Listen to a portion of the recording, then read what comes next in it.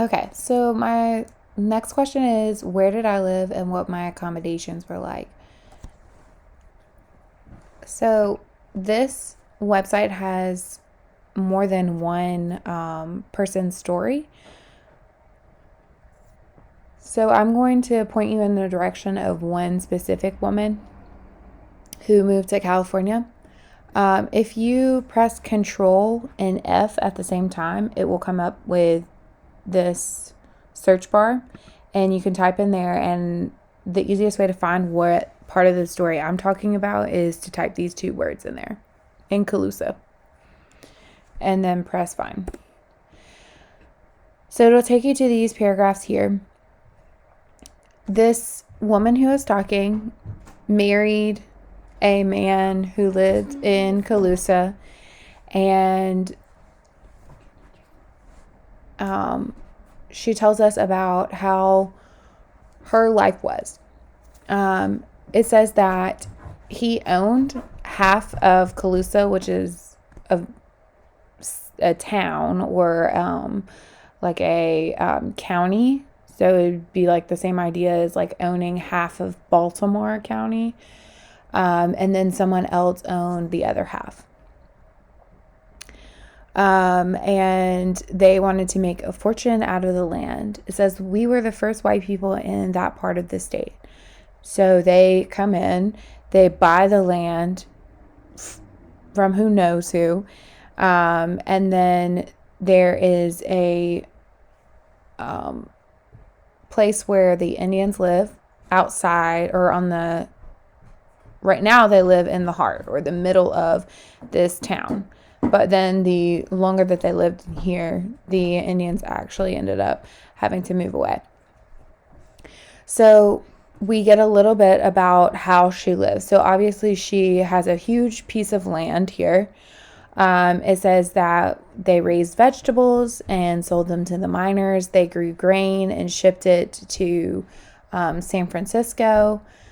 And she can't believe when she saw Sacramento, it was small tents and not a building. So that gives us the idea that she lives in a real house. If she is scared that Sacramento, where she's moving to, is, or where around where she lives is tents, and she's afraid of that, then that means that most likely she lives in a home.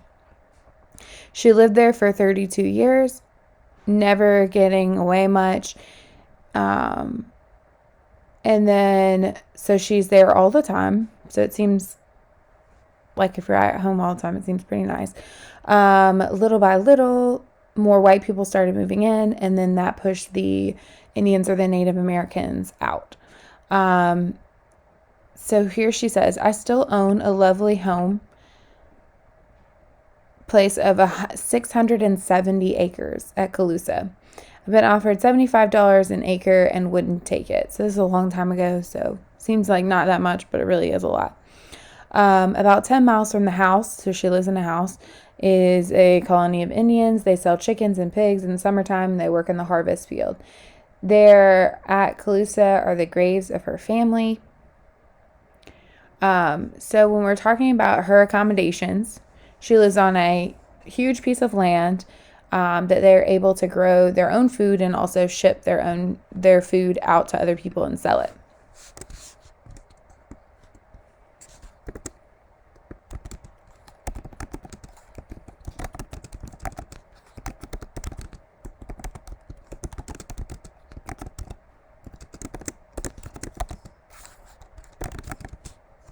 And she alludes to how the people in Sacramento don't have a framed house.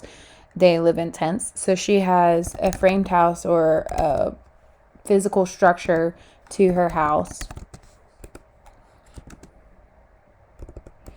And then she can also sell the crops that they grow on the land.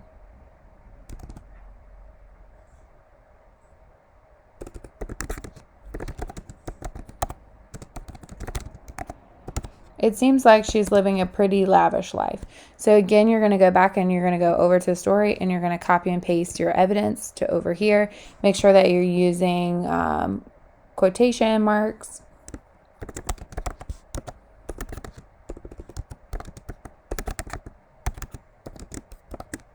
A very simple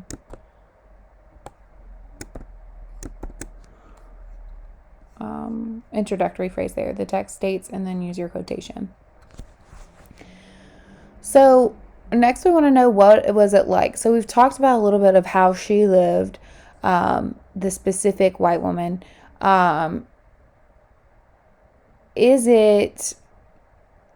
she end up rich or poor based on when she moves there? So we got that in this first paragraph here, right? That her husband owns that. She says that we were the first white people. So because they're the first white people to move there, she ends up gaining a lot of wealth. Okay? So that's what we want to put in this place here. The American woman, or the white woman,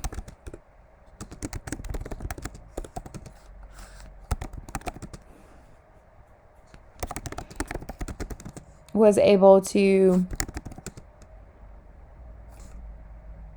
gain wealth because, and what did they do?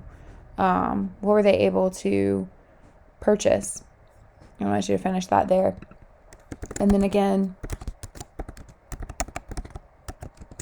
use your quotation from the text with your proper introductory phrase and your quotation marks.